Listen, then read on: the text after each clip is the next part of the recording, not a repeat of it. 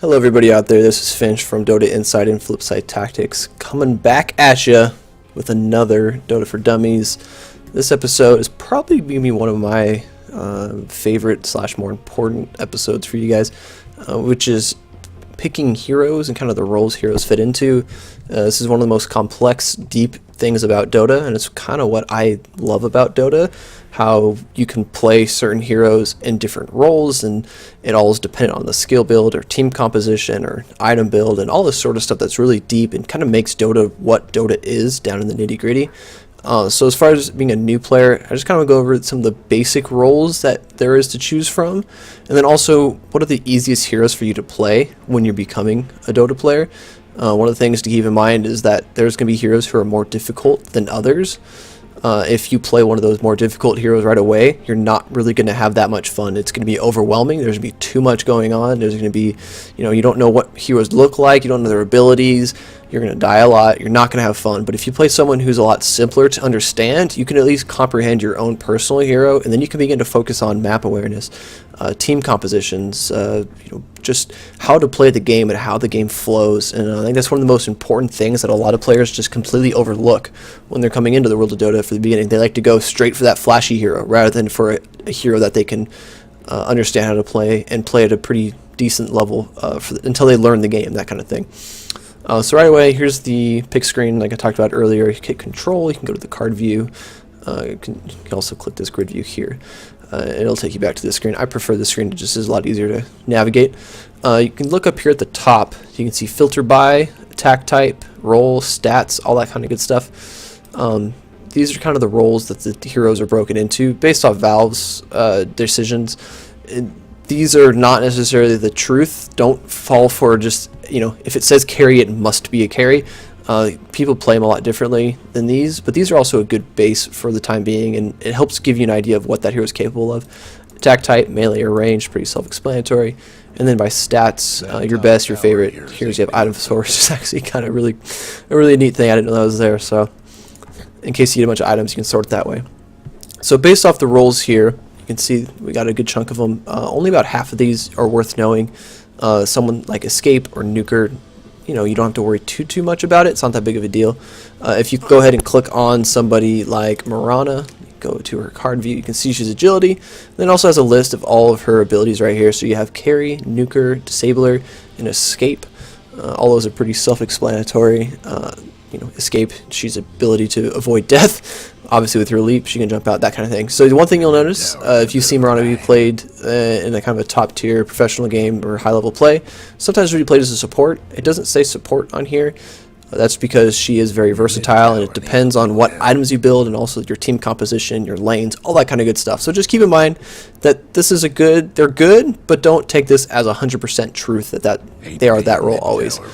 So looking at the roles, carry is going to be somebody who's weak in the beginning of the game and is going to become progressively stronger throughout the game, and the more items they get. I would suggest not playing a carry until you begin feeling confident about the game and you feel that you're really strong at getting last hits and by building the right items and that kind of stuff. A lot of times people see the carry as the flashy type hero. It's very dangerous to play carry when you're brand new, because if you die a couple times, you're going to get behind in gold, and then you're not going to be able to catch up and help your team win. You're better off playing someone like a support or initiator who can really have a good team impact. So carry would be someone like Anti-Mage, Faceless Void, someone like that who is just kind of a right-click hero. They're going to get a whole bunch of items and then they're going to do a bunch of damage. But if they don't get those items, they don't do much damage. So as a new player, it's very difficult for them for you to try to do that. So I would suggest staying away from it until you feel comfortable with the game. Disabler is something you don't really need to worry about. That's kind of someone who has a silence or a stun. So like Vengeful Spirit, she has a stun. Lane support, it's kind of a weird role as well.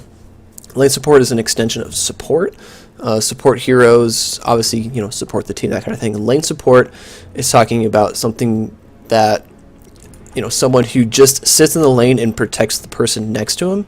Generally it's going to be a carry. So you can see on these lane support someone like Warlock, Crystal Maiden, even Vengeful Spirit, heroes that their main idea is they're going to sit there and they're going to protect the carry they're with. So you can see also for the carries, they're going to protect somebody like Faceless Void. They're going to make sure they don't die. They're going to make sure they get all the last hits, that kind of thing. I wouldn't worry too much about the role of lane support and just more of just support as a whole. Support can fit a whole bunch of different categories.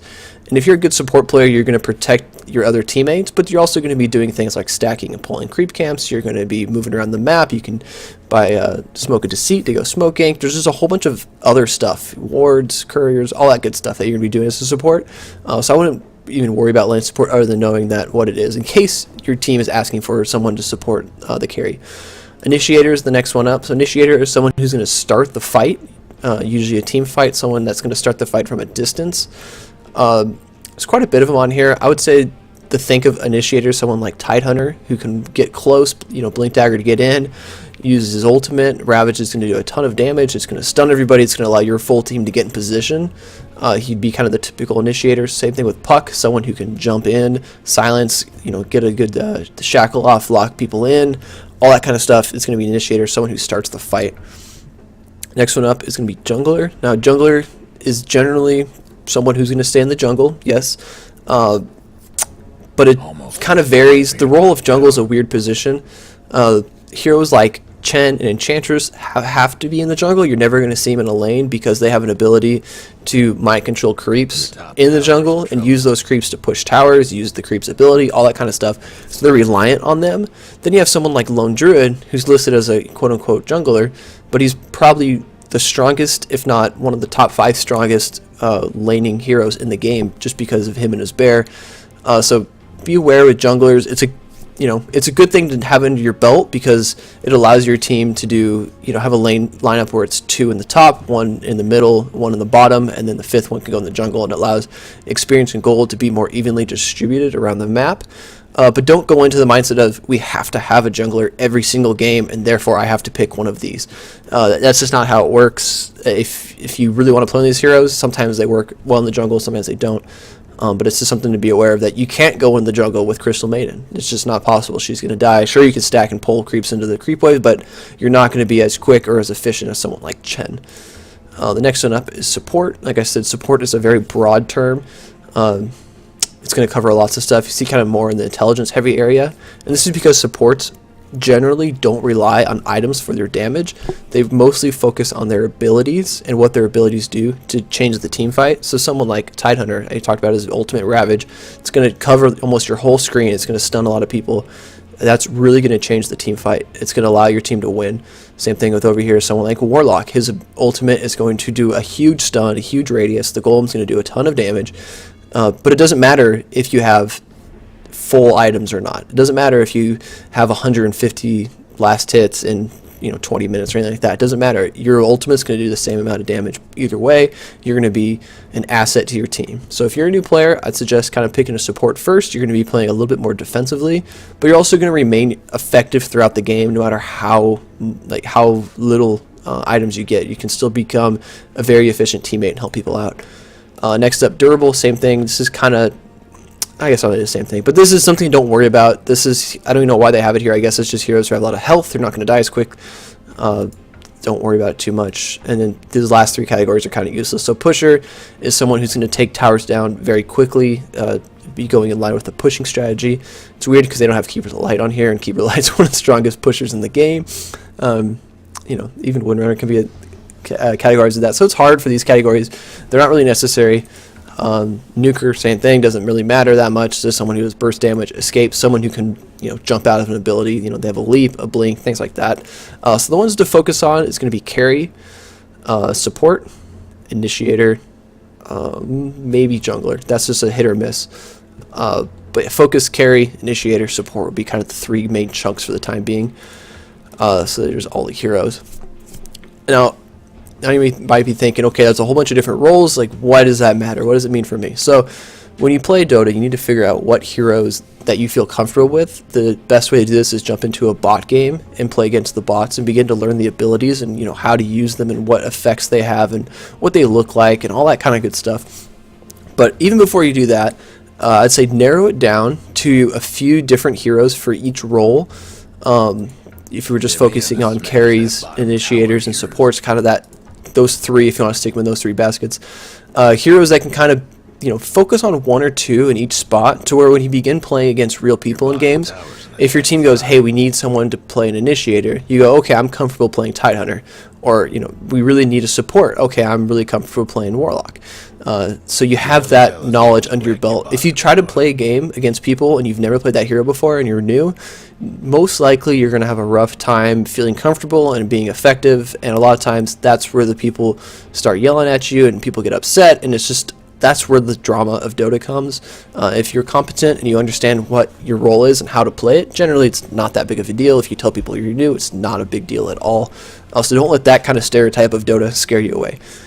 Back to kind of what I was saying as far as what heroes you should play first. I'll just kind of go across the board from strength, agility, and intellect on some of the heroes that I suggest. Obviously, this can change from person to person and what you feel comfortable with. I know for me personally, I feel most comfortable with heroes who have quick mobility. Some people like Puck, Queen of Pain, heroes that can move quickly around the map. Luna's another one.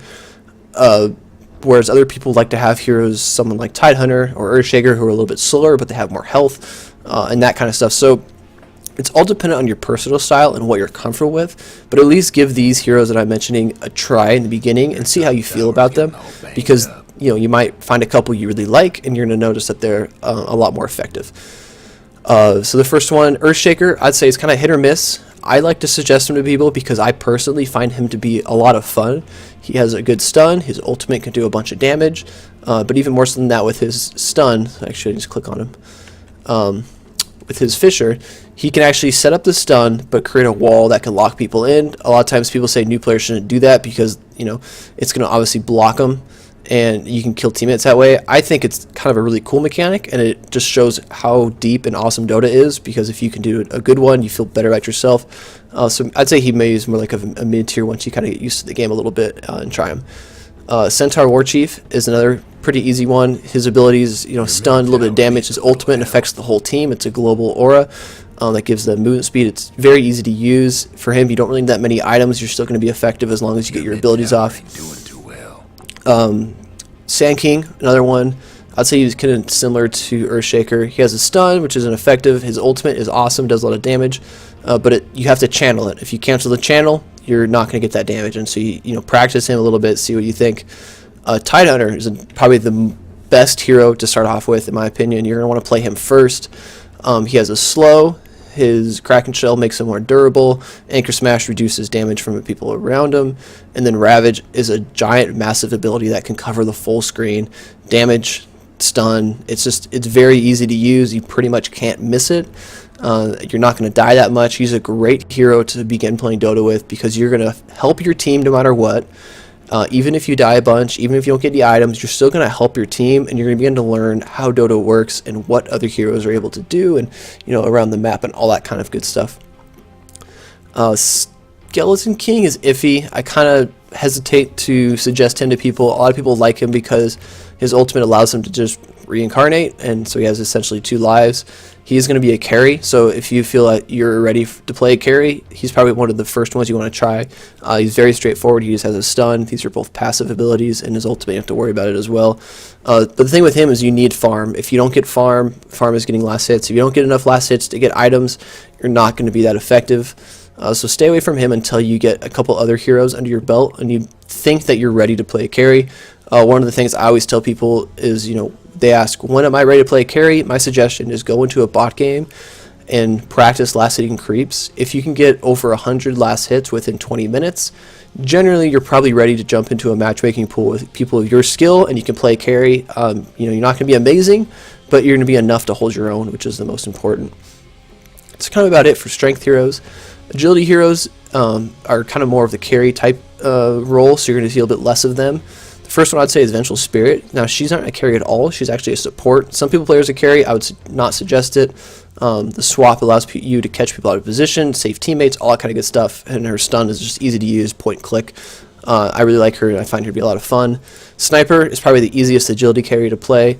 He's right-click master type thing. When they run away, you can use his ultimate to assassinate to hit them from far away. Same thing as Skeleton King, though. Make sure you're ready to play a carry. And this is kind of the first carry you're going to play. He's very easy to get used to. Venomancer is probably the most accessible agility hero. I'd say Tidehunter is probably the best to play for strength. Venomancer is probably the best to play for agility. He has a slow, 2 slows. The one's a passive, drop wards. His ultimate just does a whole bunch of damage. Same thing as Tidehunter. It's a huge radius. You're not going to miss it. It does a bunch of damage on the enemy team. You're going to help your team no matter what. You can die 20 times and have no items, but if you just hit this ability one time, you're going to have great effect on your team, and you're really going to help out and put the win in your favor. Really good hero to learn to play. He's a lot of fun. And then lastly, on the intellect side, Windrunner is one. It's kind of like in the Earthshaker camp of, I enjoy playing her, so I suggest it to people because I think she's a lot of fun. She has a great escape mechanism, so you're not going to die as much. Her ultimate, you don't have to worry about it until late in the level. Power Shot is a cool ability that you can get quite a bit of damage off. It's just, it's a good ability. It's fun to use. And then most importantly, the Shackle Shot is just an absolute blast. The one thing to note is it's based off positioning. So you need to fire it off when you're in a direct line with an enemy hero, and then behind them has to be a creep, another enemy hero, or a tree. So latch them to it. If there's nothing to latch to, it doesn't do anything. So it's one of those things where you need to practice with it. But once you kind of figure it out, she's a really fun hero, and she's one of my personal favorite heroes, which is why I kind of suggest people give her a shot. And she's pretty fun. Shadow Shaman, pretty easy support. He has damage to lockdowns in his ultimate. Just drop the wards on the ground. They're going to do a bunch of damage. Don't worry too much about it. Jakiro, kind of the same thing as Shadow Shaman. You do a little bit of damage. He has a stun. His ultimate, you just drop it on the ground. It does a bunch of damage. Don't have to worry too much about either of them. Keeper of the Light, another pretty easy one. He's kind of fun to play. You just line up this Illuminate. It does a whole bunch of damage, but he is pretty squishy. He might die quickly, so just keep an eye out for him. Warlock, very, very easy. I'd say even one of the easiest, if not the easiest, intelligence hero to give a shot. It's kind of between him and Lich. The thing with Warlock is his ultimate is pretty much guaranteed to hit. It's going to hit everybody that is around you. Does a bunch of damage. It can just completely change team fights. It's just a fantastic ability. Lion, pretty easy hero to play when you're new. He has a stun. His Hex just turns him into a frog. His ultimate just does a bunch of damage real quick. Very straightforward, easy to play. Lich is awesome. Great easy hero. His ultimate is going to jump from enemy hero to enemy hero. The thing with him is he's very easy. Yes, he has a slow. He has an ability to eat creeps. That kind of stuff is all good and fine. With the Chain Frost, though, is if you cast it on an enemy creep wave or like on an enemy hero who's near a creep wave, it can bounce from the creeps to the hero, and there's a chance that it's going to be very ineffective. Where someone like Venomancer, Tidehunter, Warlock, you're guaranteed to hit their abilities because the radius is so big. You're not just going to miss it. With Lich, there's a chance you might miss it, but also if you throw it out there, generally you're going to at least a couple bounces on enemy heroes just due to the way team fights work. So he's worth checking out. Really fun hero, especially when you get those awesome Chain Frosts off. It's great to just kind of blow up the enemy team. And then the last one out of these, I guess 2 more. Dazzle, pretty easy. Some people really love him. Some people just really dislike him. He's going to be kind of all over the place. His ultimate, it's going to just cover a big, large area. It's going to give armor to your allies and then reduce armor on your enemies. Can't really miss it. Then he has the Shallow Grave, which can save teammates, heal on a damage spell. Very easy to play. It's worth trying. And then the last one, Shadow Demon, is, I wouldn't say the easiest hero, but he's one of the heroes that he's so strong that if you put in at least a couple games to get familiar with him, you could single-handedly take over games and win with his disruption. So good. You can save allies, you can set up kills, all that kind of stuff. He has some slows, he has a little bit of damage. He's just a really, really strong hero, if not one of the strongest supports in the game. If you spend some time with him, you're going to feel a lot more confident, and generally you're going to do pretty good with him once you get used to him. So that about wraps up heroes that you should try. Give those a shot. You'll begin to figure out what you like most. Some people love playing heroes like Tidehunter because they have a lot of health and a lot of impact. Some people dislike that and they like playing heroes like Warlock, where they're able to kind of stand in the back and use their abilities and then pop mechanism and that kind of stuff. So just focus on what you personally like best. Go into a bot game, give a couple of heroes a shot. You'll begin to figure out what you like most sooner or later. And the last thing I guess I'd like to talk about is just the basic overviews of laning and where you're going to want to go in each lane, and how, where you're going to go where, that kind of thing. So this is obviously something that's very, very complicated, but this wants to be just a basic overview. So if you look at the map, I'm going to look down mostly down here at the mini map. you can see that the bottom lane for the Radiant to the tower is going to be short, and the bottom lane from the Dire is going to be a little bit longer. And this is the same thing for the top. So the top lane for the Radiant is going to be longer, and then the short lane for the Dire is going to be on the top. It's going to be a little bit shorter. So if you have a carry who really needs farm and wants to get those last hits, they're going to go either the short lane down here for the Radiant, or they're going to go short lane for the Dire, just because they're going to be closer to the tower, and they can get those last hits. They're not going to die as much, that kind of thing. If you're a support and your only goal is to support your carry, you're generally going to go to that short lane with the carry. That's either the bottom or at the top, depending on what side of the map you're on. Say we're flipped around, so like Windrunner, generally she's going to be a hero that's going to be on the long lane. And this is because with her ability to use Windrun, she can be in this radius up here and escape a gank. If someone from the river's coming over to gank her, she can pop the Windrun, she can get out. So heroes like her, Mirana, all that kind of stuff are going to be heroes who are really useful in areas where, you know, she needs to escape and that kind of thing. So you'll see heroes like that in the longer lanes. Middle lane is arguably the most important lane of all. That's where the hero that kind of dictates the flow of the game. If the person that's playing middle is unable to win their lane and not able to control the runes at the top and the bottom rune, so top rune spawns right here and the bottom rune spawns right here. Every 2 minutes, so at 0, 2, 4, 6, 8, all the way through, that's when the runes spawn. That person needs to control the lane in a sense that they can control the runes. If you get a rune, you can gank top or bottom lane and pick up those kills and really assist your team. If you lose that lane, then your team kind of loses its ability to really just control the game in a way. Like, for the lack of better words, middle lane is going to control the game and dictate. You know, if someone down bottom is losing the lane, whoever's middle is going to come down and help out and gank. So middle lane is mostly going to be for heroes who have that high mobility and the ability to gank. So someone like Queen of Pain or Invoker, you know, heroes like that. Puck is another good one, where you're going to be jumping around the map, you're going to be moving around, you're going to be trying to make things happen.